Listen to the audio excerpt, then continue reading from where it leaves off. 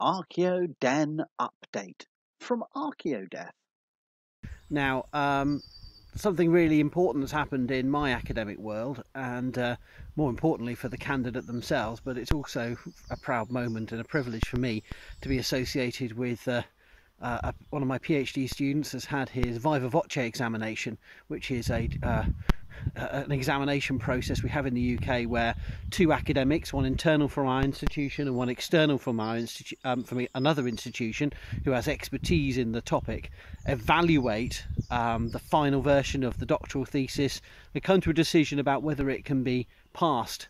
And in the UK system, no thesis ever goes straight through without any revisions, but usually the decision is between minor revisions, major revisions, and it's not good enough and it needs to be reworked or improved.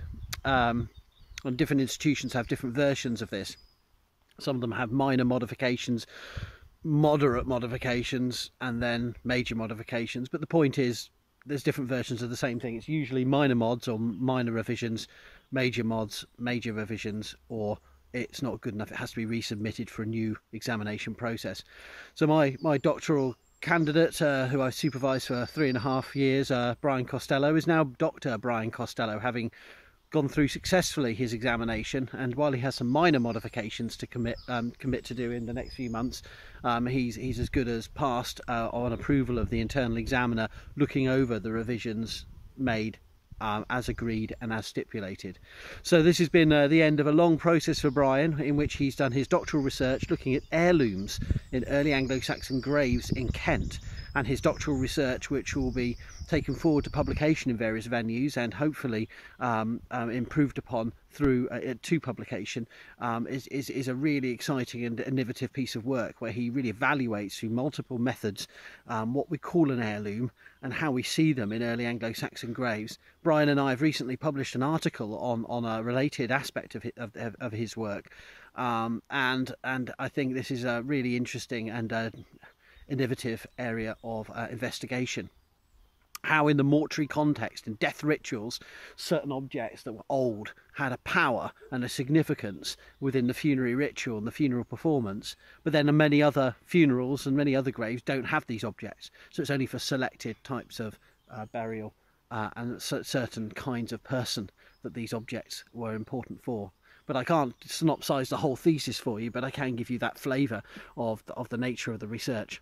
So it's a proud and privileged moment for me to have been a part of steering this through and supervising Brian's work, seeing it at various stages and giving him guidance where I can with my knowledge of the topic. This is the ultimate qualification you can have in the British university system, a PhD. Getting the name doctor in the front of your name doesn't mean a medical doctor, it means an academic doctor, and Brian has achieved that qualification. It's also important for me because I started I've taught at 4 universities, and only at the third of those did I start supervising MPhil PhD students, and I had 4 on the books, 2 of which I'd secured funding for, but I left that institution before they completed their work and other academics took over the job. So that was a bit frustrating for me and for them. And then at Chester, where I've been here 11 years and a bit, I have seen 2 MPhils through, and now 3 as first supervisor and 1 as joint supervisor, but I led up the final sections. So we've now 2 MPhils, 4 PhDs to my credit, but a few have had to leave and haven't been unable to complete. So it's a tough, long journey doing a PhD, and there are many factors, personal, financial, and academic, get in the way and make it difficult for you to complete. So in an academic career of over 21 years, this is only the 4th PhD really through under my watch, and it does take a long time for these things to develop, to be sustained, whether full-time, part-time. And I already have 5 more on the books, 5 more MPhil PhD students at different other stages of their research going forward, and I've got I see it as a big responsibility, giving them the best guidance and advice as I move forward. So I just wanted to do this video just to record the fact that Brian has got through. Well done, Brian.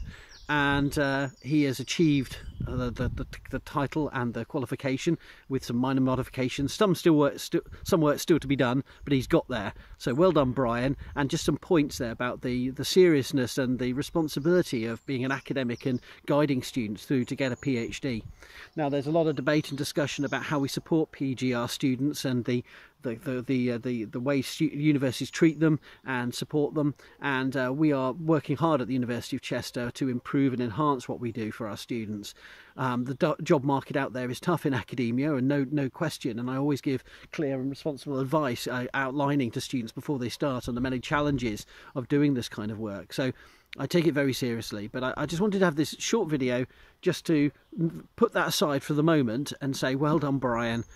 This is an important moment for him, obviously, and it's a moment for me that I'm really pleased to see has transpired.